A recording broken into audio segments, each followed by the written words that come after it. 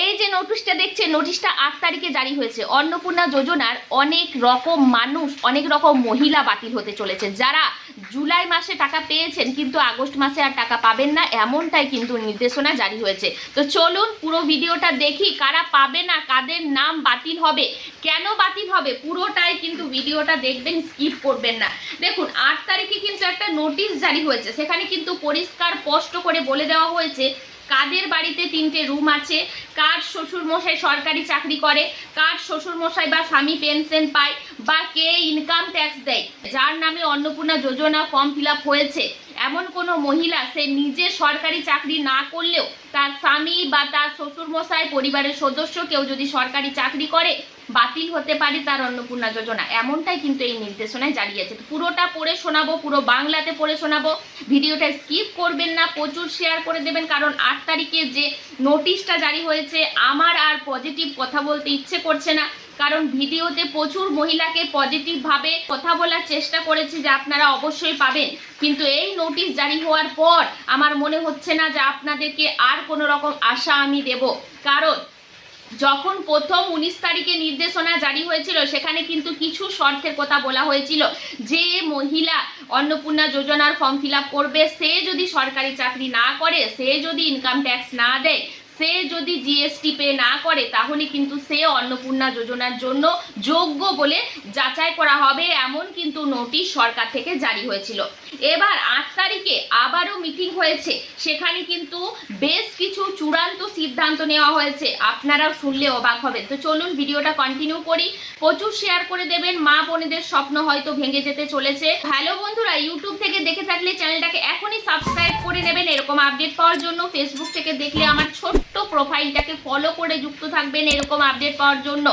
তো চলুন আমি প্রথম কথা বলবো যে 8 তারিখে যে নোটিশ জারি হয়েছে সেখানে কি লেখা আছে দেখুন। সেখানে কিন্তু পরিষ্কার করে লেখা আছে, দেখুন কি লেখা আছে। আজ পশ্চিমবঙ্গ সরকার ও মহিলা সমাজ কল্যাণ ও সমাজসেবা বিভাগের সচিবের সভাপতিত্বে অন্নপূর্ণা যোজনার একটা পর্যালোচনা সভা অনুষ্ঠিত হলো।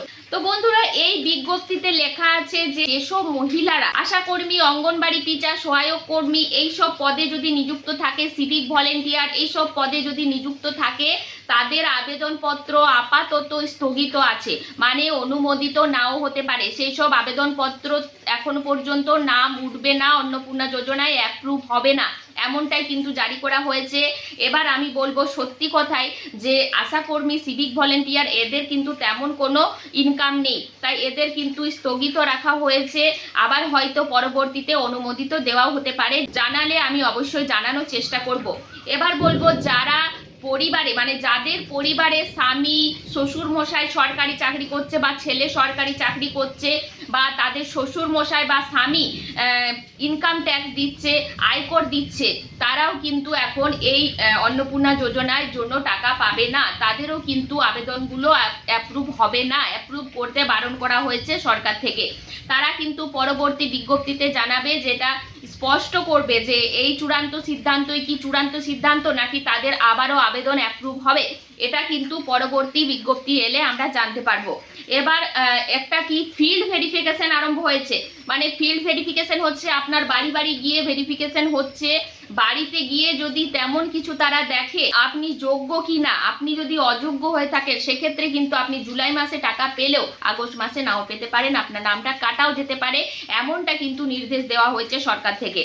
আবার আরেকটা প্রশ্ন হচ্ছে যে যেসব অফলাইনে যারা ফর্ম ফিল আপ করেছে তাদের দুশ্চিন্তা হচ্ছে, যেহেতু তারা স্ট্যাটাস দেখতে পাচ্ছে না, সেহেতু তাদের স্ট্যাটাস চেক করার জন্য, যাতে স্ট্যাটাসের অপশন দেওয়া হয়, সেই জন্য কিন্তু স্ট্যাটাস চেক করা চালু করা হবে তাদের জন্য। অফলাইনে যারা ফর্ম ফিল আপ করছেন তারা কিন্তু স্ট্যাটাস চেক করতে পারবেন।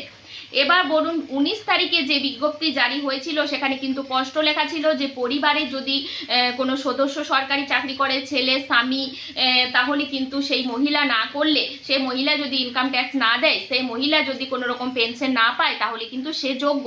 কিন্তু এখন সেটা কিন্তু আর পরিষ্কার করছে না সরকার, কিন্তু আবারও নোটিশ জারি করেছে যে সেই সব মহিলাদের কিন্তু স্থগিত রাখা হবে, সেই সব মহিলা জুলাই মাসে টাকা পেলেও আগস্ট মাসে টাকা নাও পেতে পারে, স্পষ্ট কিন্তু কিছু জানানো হয়নি। ঠিক আছে, পরবর্তী বিজ্ঞপ্তির জন্য আলোচনা, মানে পরবর্তী যে আলোচনা, তাদের কিন্তু এই অন্নপূর্ণা যোজনার জন্য মিটিং কিন্তু চলতেই থাকবে, সভা কিন্তু চলতেই থাকবে। তাই আপনারা আতঙ্কিত হবেন না। আমি আবারও বলবো, যেহেতু এই বিজ্ঞপ্তি থেকে যেভাবে নেগেটিভ প্রশ্ন উঠে আসছে, সেহেতু আপনাদেরকে আমি আর আশা দিতে পারছি না। তাই মা বোনেদের অনেক নাম কাটা যাবে বলে আমার মনে হচ্ছে। সরকার থেকে যেভাবে বিজ্ঞপ্তি একটার পর একটা জারি হচ্ছে, সেভাবে মনে হচ্ছে অন্নপূর্ণা যোজনা কে পাবে বা কে পাবে না।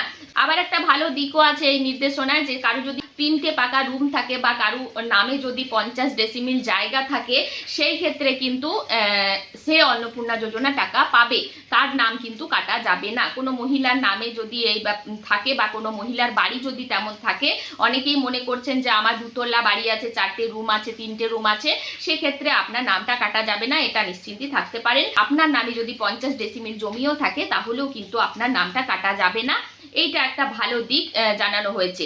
এটা কিন্তু আমার খুব খারাপ লাগলো যে আপনার হাজবেন্ড বা আপনার স্বামী যদি কোনো ছোটোখাটো চাকরি করে, সিভিক ভলেন্টিয়ার, বা আপনি যদি কোনো, বা আপনার শাশুড়ি মা যদি কোনো অঙ্গনবাড়ি চাকরি করে, মানে সদস্যর কেউ যদি সরকারি থেকে পেনশন বা ইনকাম পাচ্ছে, সরকারি চাকরি টাকা পাচ্ছে, তাহলে কিন্তু তাদের যে ফর্ম, যে আবেদন, সেগুলো কিন্তু এখন আপাতত অ্যাপ্রুভ হবে না, তাদের আপাতত টাকা পাঠানো হবে না অন্নপূর্ণা যোজনার জন্য। আপনাদেরকে কালকে একটা ভিডিও দিয়েছিলাম, যেখানে আমি কিন্তু বলেছিলাম এডিট অপশন চালু হয়ে গেছে। যাদের কিন্তু এডিট দরকার, বিশেষ করে যাদের পেমেন্ট ফেলিউর হয়ে গেছে বা রিজেক্ট হয়ে গেছে, আন্ডার ইনকোয়ারিতে আছে, তারা কিন্তু যোগাযোগ করবেন। আপনাদের বিডিও অফিস, পৌরসভাতে কিন্তু সরকার থেকে তাদেরকে প্রেসার দেওয়া হয়েছে, তাদেরকে কিন্তু নির্দেশ দেওয়া হয়েছে, তারা কিন্তু দ্রুত ভেরিফিকেশন কমপ্লিট করবে। তাই আপনাদের যাদের রিজেক্ট হয়েছিল, তারা কিন্তু দ্রুত তাদের ডকুমেন্টস নিয়ে, তাদের ভুল, যে আধার কার্ডের নাম ভুল, বা আপনার সন্তানের নাম ভুল, বা আপনার স্বামীর নাম ভুল, কোনো রকম স্পেলিং মিস্টেক, বা কোনো রকম আধার কার্ডের যে নাম্বার, সেই নাম্বার মিস্টেক থাকে, তাহলে কিন্তু এগুলো গিয়ে আপনারা এডিটিং করতে পারেন, সংশোধন করতে পারেন। তো এই ছিল পুরো ভিডিওটা প্রচুর শেয়ার করে দেবেন, জনস্বার্থে প্রচার করে দেবেন, যাতে প্রত্যেকে জানতে পারে। এবং পরবর্তী নির্দেশনার জন্য অপেক্ষা করুন, পরবর্তী বিজ্ঞপ্তির জন্য অপেক্ষা করুন। আবারও কিন্তু চূড়ান্ত সিদ্ধান্ত হবে। এই সিদ্ধান্ত কিন্তু চূড়ান্ত সিদ্ধান্ত নয়। তাই কারো কোথায় সোশ্যাল মিডিয়ায় অন্য উল্টোপাল্টা ভিডিও দেখে বিভ্রান্ত হবেন না, আমি এটাই বলবো। তাই পরবর্তী সিদ্ধান্তের জন্য অপেক্ষা করুন। ধন্যবাদ।